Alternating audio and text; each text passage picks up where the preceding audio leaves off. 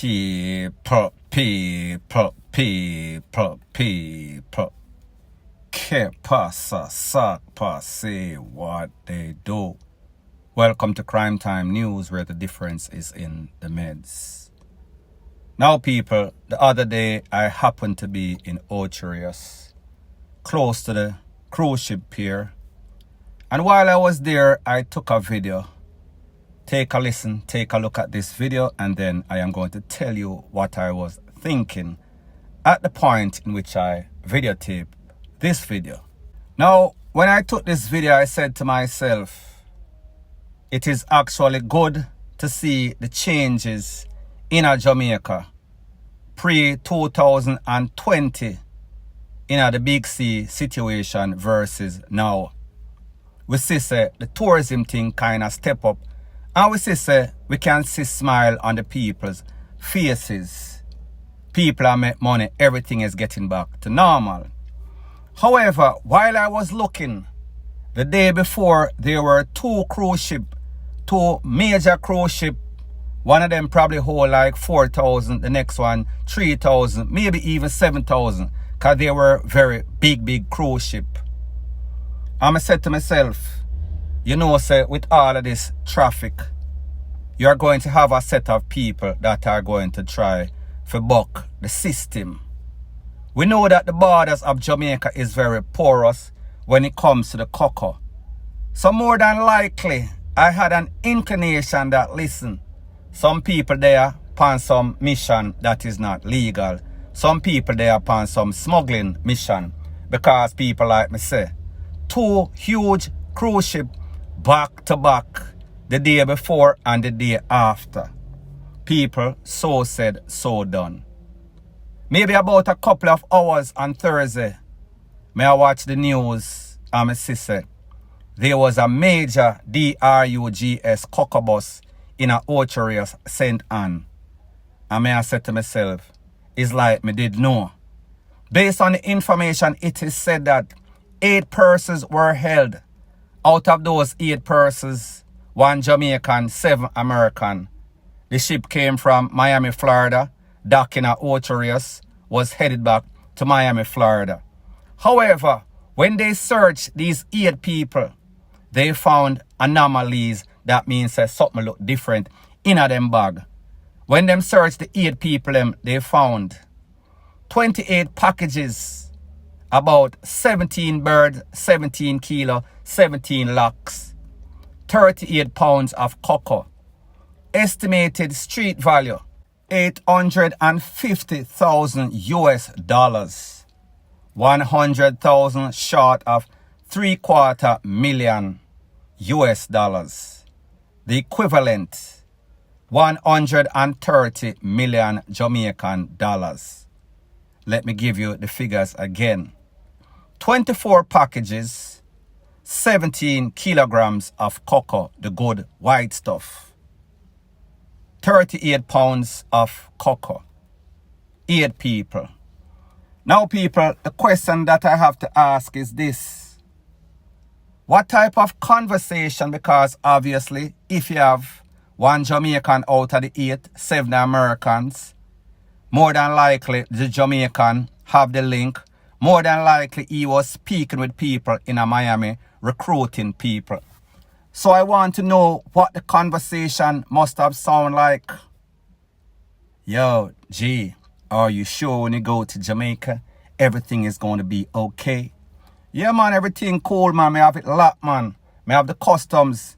Me have border patrol. Me have everything locked. Now worry yourself, man. Just pick up, and when you go up on the thing, them I go check. But the people, were there, them know it. Them know the links. Them know what's up. So therefore, everything I got safe. However, people, when they went, it was polar opposite of what they were promised. They were sold a pipe dream. They were sold a whole bunch of lies. Because, people, we are now in 2022.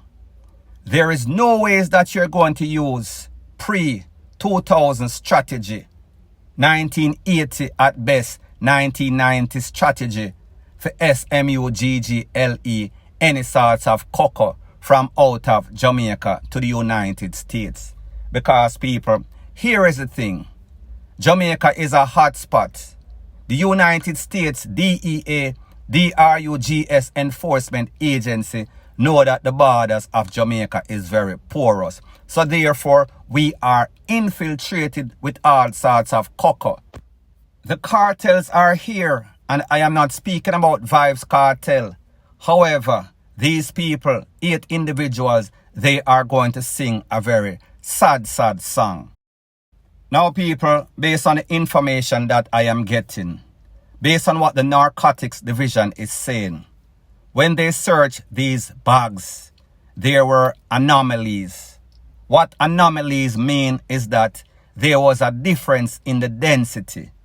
And when I say density, this is what I mean. If you go to the luggage shop and you buy some sorts of luggage and you take out the white padding and you decide to replace that white padding with some sorts of cocoa, whenever it goes on the scan machine is going to show a difference because of the density. So therefore, it is going to show some sorts of replacement.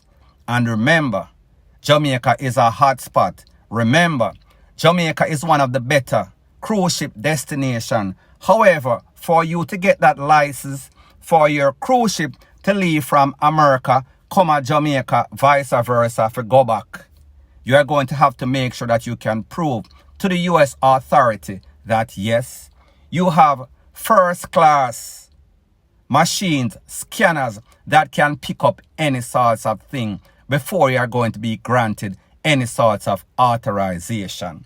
So people, at the end of the day, it does not make any sense to try unless, of course, you are the cartel. And people, this is not any sort of cartel move. This is some greedy person in a Jamaica that knows, say, all right, the cocoa there, I have my Colombian link, I have my cartel link. However, I am going to go on some sort of recruitment campaign with some people that don't have any sorts of sense. Sell them some sorts of lies, make them all sorts of promises. But people, like them say, a promise is a comfort to a fool. So therefore, who is the fool now? The message, the moral of the story, you cannot buck the system. Anything that you try, they are already hip to it. Whenever you come, they are scouting out, they are looking. Now, the question that I have to ask is this. If 8 people get hold one time, how much people did that person recruit? Were there more that bought the system? However, people, you can best believe if them hold 8 people at Jamaica, when that ship docks at its destination in Miami, Florida, they are going to go through it tooth and nail with a fine-tooth comb. And anything that them people better dash it with, or else the dog or the scanners, they are going to find it. Point blank and period. So people, like me say, we can expect to see all sorts of extradition. We can expect to see a whole lot of people going down for trying this. Because people, this is a whole bunch of cocoa. Mucho dinero, and even though it was an epic failure, best believe you still get time for trying. And there's going to be a whole lot of trials, a whole lot of persons are going to be getting a whole lot of time. Point blank and period. Now the next thing that is popping in the news, it is called the worthless generation, the thieving generation, the crime generation.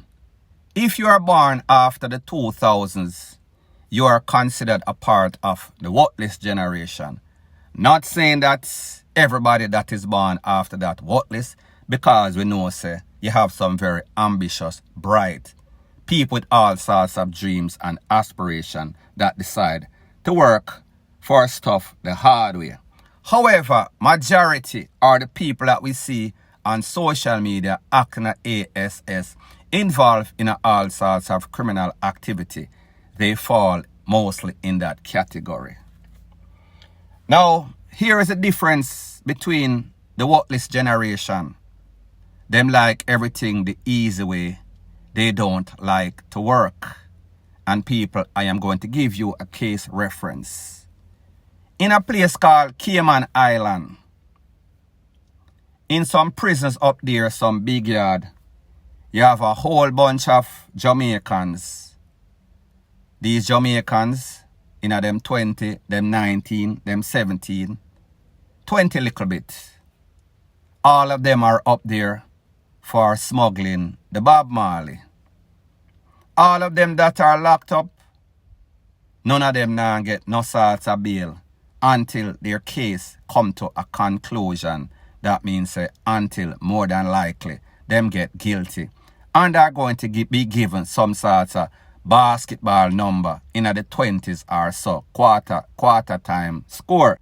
Now, this is based on a conversation that I've had with people that live in a Cayman Island. A whole bunch of Jamaicans are up there. They are working in the tourist entertainment sector. Hard-working people.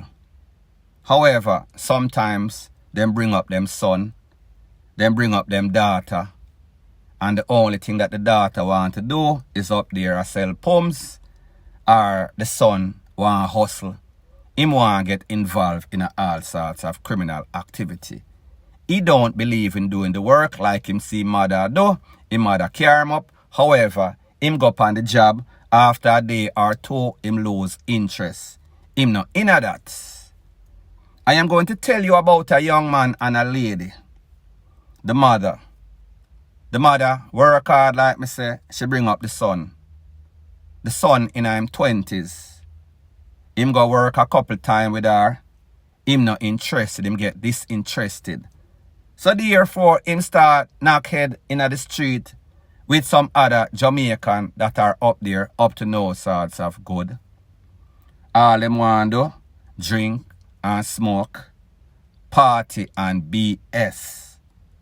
However, what you don't realize is that, listen, when you're from Jamaica, when you was not born in the Cayman Island, and you get in any sorts of trouble, you are more than likely not going to get any sorts of bail. So therefore, even the worthless Cayman Island, worthless generation that is up there, them alright, for them people have money. All sorts of offshore banking, all sorts of financial institution. So therefore, them can't idle. Your mother up there, your father up there, I work hard and expect you to come and work hard. However, after this lady send for the boy come up there and knock head with the wrong sorts of people. All him want to go a club, smoke weed, party, and BS like me say. This youth, I am not going to give any name so the people them know exactly who me attack. This youth go to the club now, him and him friend them. Him a look somebody from Cayman girl. And people, you know, say some of these Jamaican, especially the worthless generation, them now have no sorts of decency, them now have no sorts of scruple, no sorts of morals, no sorts of ethic in anything with them do. Them just feel as if they are supposed to be boisterous and brawling and no sorts of respect for anybody. Him a look the man girl, him and the man kick off. Anyway, the man overpower him, clot him up, beat him up. Him left now from the club, jump in a car, gone in him yard for knife, come back. Joke the man up, take away the man life. Them hold on upon him. Him get between 25 or so before him eligible for parole. Mother just sent for him a couple of years ago. Him not come a Cayman and make himself a better person. He decided that him not want to work hard. However, people like them say, if you don't want to get work, you're going to end up at the workyard. And people, that is exactly what happened to this youth. So people, like me say, it seems as if these youths are so lazy. It seems as if they are so desperate. And obviously, they are foolish. Pennywise and pound foolish.